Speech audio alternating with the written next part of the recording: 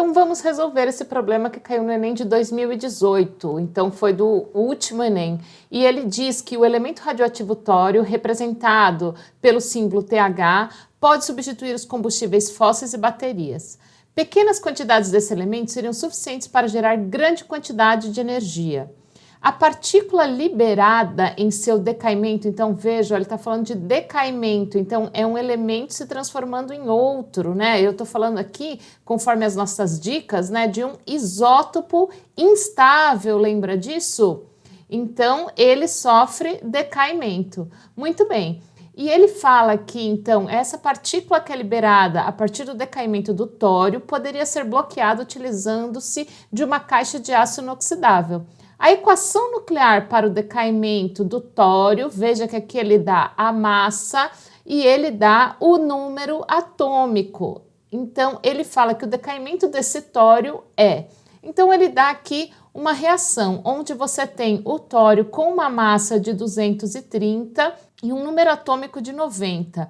E aí ele se transforma em quê? Ó, ele fala que se transforma, ele sofre um decaimento, então se transforma num novo elemento, mas a partícula, então ele libera também uma partícula e a gente vai ter que descobrir que partícula é essa, é energia. Talvez a melhor forma de representar ainda seria um ΔH, mas ele está colocando aqui que foi liberada energia também. Ele não é produto, mas é liberada energia. Então, ele fala que considerando a equação de decaimento nuclear, a partícula que fica bloqueada na caixa de aço inoxidável, ou seja, essa partícula que é bloqueada, né, que poderia ser bloqueada utilizando uma caixa de aço inoxidável, é. Então, ele te dá aqui, ó, 5 opções: alfa, beta, próton, nêutron e pósitron. Então, vamos entender primeiro o que está acontecendo aqui para a gente conseguir responder. Veja, quando ele sofre esse decaimento, o que acontece? Ele sai de 230 para 226. Então, teve uma alteração na massa aqui, ó, de 4. Então, eu não sei qual é a partícula, eu vou colocar aqui um ponto de interrogação, só que ele teve uma alteração aqui de 4 na massa atômica. Então, veja, essa partícula tem que conter essas 4 unidades de massa atômica. Por quê?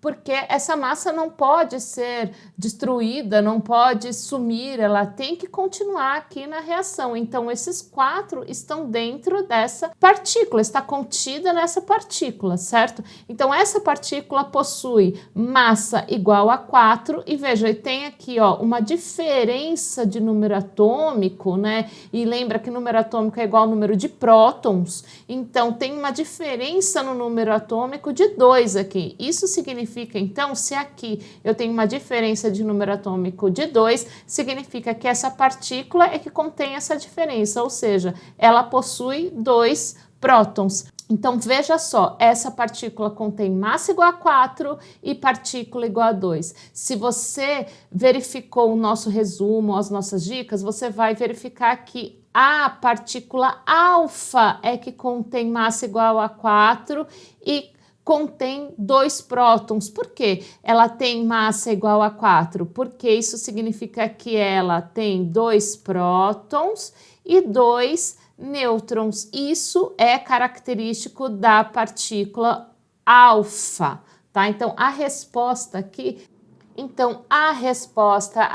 é letra A, que é a partícula alfa. Agora, vamos entender por que as demais não podem ser consideradas. Porque, olha só, vamos lembrar aqui partícula beta. Se você não lembra, é só verificar no nosso resumo que a partícula beta, ela possui uma carga de -1. Isso quer dizer que ela tem carga de -1 e a massa dela é desprezível em relação a prótons e nêutrons. Então, ela não tem massa aqui, né? Então, aqui não pode ser a partícula beta.